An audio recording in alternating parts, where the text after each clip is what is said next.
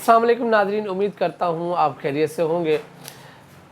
आज की बड़ी बैनुल-अक़वामी ख़बर, सऊदी अरेबिया और पाकिस्तान के दरमियान दिफ़ाई मुआहदे का ऐलान कर दिया गया है।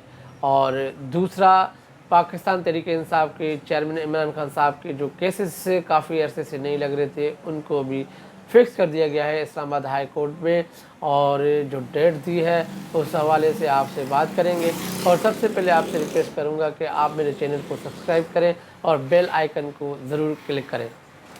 तो आज हम बात करेंगे जो बैनुल-अक़वामी ख़बर है, पाकिस्तान और सऊदी अरेबिया के दरमियान एक मुआहदा तय पाया गया है, जिसके अंदर ये कहा गया है कि अगर कोई मुल्क पाकिस्तान पे हमला करता है तो ये तस्वर किया जाएगा कि ये सऊदी अरेबिया पे हमला किया गया है।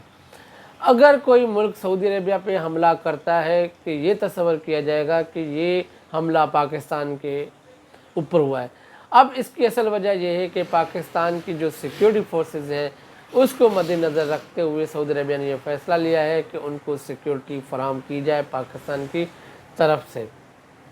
मगर कुछ जो माहिरीन हैं ये कहते हैं कि ये जो सिक्योरिटी का जो ये फ़ैसला लिया गया है कि हालिया में जो एक इसराइल ने हमला किया था कतर के ऊपर, उसको मद्देनज़र रखते हुए ये फ़ैसला लिया गया, सिक्योरिटी ली गई कि पाकिस्तान के साथ ये दिफ़ाई मुआहदा किया जाए। अब इसके अंदर बड़ी अहम खबर ये होगी कि अगर, क्योंकि पाकिस्तान के लिए तो ये अच्छी खबर इस वजह से है कि अगर पाकिस्तान पे हमला करता है तो सबसे बड़ी बात ये होगी कि सऊदी अरेबिया इस पर क्या रिएक्ट करेगा। क्योंकि सबसे बड़ी बात ये होगी कि हमारा जो एक बॉर्डर लेवल पे जो हमारी जो वॉर सिस्टम है, सबसे ज़्यादा जो हमारी जंग की बात हो रही होती है वो इंडिया से हो रही होती है। तो अब इंडिया के लिए ये फ़ैसला करना कितना आसान होगा या कितना मुश्किल होगा तो वो तो खुद फैसला करेंगे। मगर इसमें ये साफ ज़ाहिर हो गया कि अगर इंडिया पाकिस्तान में हमला करता है तो सऊदी अरेबिया उसका भी रिएक्शन देगा। एक पाकिस्तान को फ़ायदा हो गया। और दूसरा ये है कि जैसे इसराइल ने कतर के ऊपर हमला किया था, तो इसराइल अगर सपोज़ सऊदी अरेबिया पे हमला करता है तो ये तस्वर किया जाएगा कि पाकिस्तान के ऊपर जो है वो हमला किया गया है। तो इसमें पाकिस्तान रिएक्ट कर रहा है। अब ये बड़े जो माहिरीन ये कह रहे हैं कि ये जो हालिया पॉलिसी है, इसराइल और अमेरिका की जो पॉलिसी है, उसको मद्देनज़र रखते हुए एक बड़ा फ़ैसला लिया है, एक बड़ा स्टेप लिया गया है ताकि अपने मुल्क के दिफा के लिए।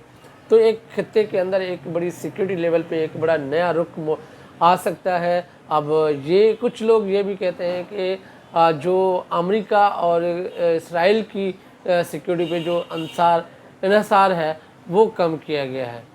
अब ये बड़ी बात होगी कि पाकिस्तान के लिए बड़ा चैलेंज होगा कि अगर अमेरिका इस पर रिएक्ट करता है, अमेरिकन अगर ये कहते हैं कि पाकिस्तान इसके मुआहदे से पीछे हट जाए या मुआहदा ये ना करे, तो पाकिस्तान किस साइड पे खड़ा होगा। पाकिस्तान के लिए एक बड़ा चैलेंज है, आया कि वो सऊदी अरेबिया के साथ खड़े होंगे, आया कि वो अमेरिका के साथ खड़े होंगे। अब अमेरिका की स्टेटमेंट आना ज़रूरी है, उसके बाद हतमी फ़ैसला हो सकता है कि पाकिस्तान ने ये जो फ़ैसला किया है किस नौइयत का और किस लेवल का ये फ़ैसला किया गया।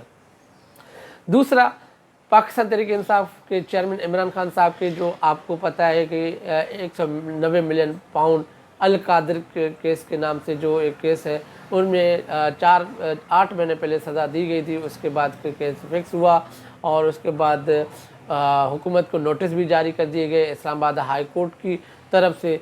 और उसके अंदर जो चीफ़ जस्टिस हैं, जो हालिया जो चीफ़ जस्टिस हैं सरफराज डोगर, वो इसको लीड कर रहे हैं। और एक दूसरे जज है अजीम साहब, वो उनकी बेंच में शामिल है। अब ये जो केस है 25 तारीख को फिक्स कर दिया गया है।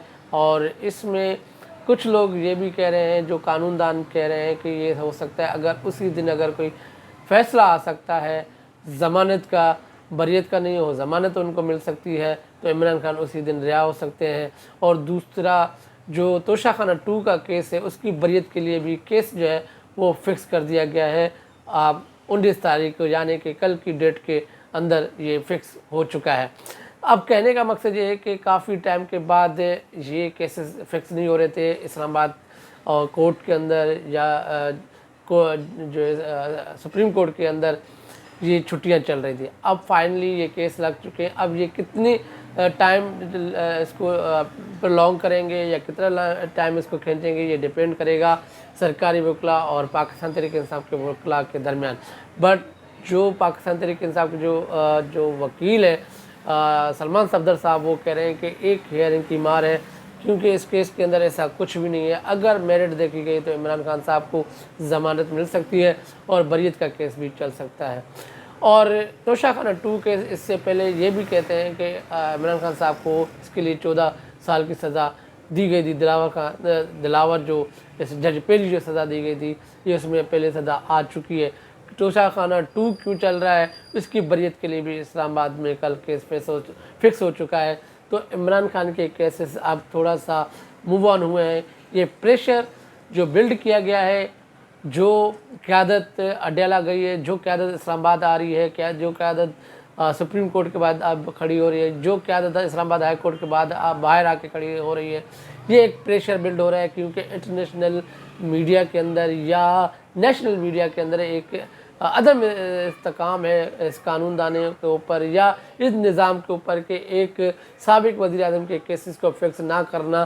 اس میں یہ ثابت ہوتا ہے کہ کہیں نہ کہیں اس سے حکومت کو خطرہ ہے عمران خان صاحب سے. تو یہ بڑی اہم ڈیولپمنٹ ہے کہ یہ کیسز جو ہے فکس ہو چکے ہیں.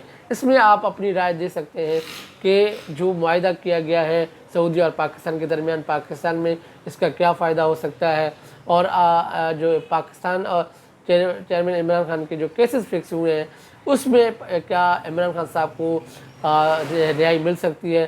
تو آپ یہ کمنٹس میں بتا سکتے ہیں. اور آپ اپنا خیال رکھیں. اللہ حافظ.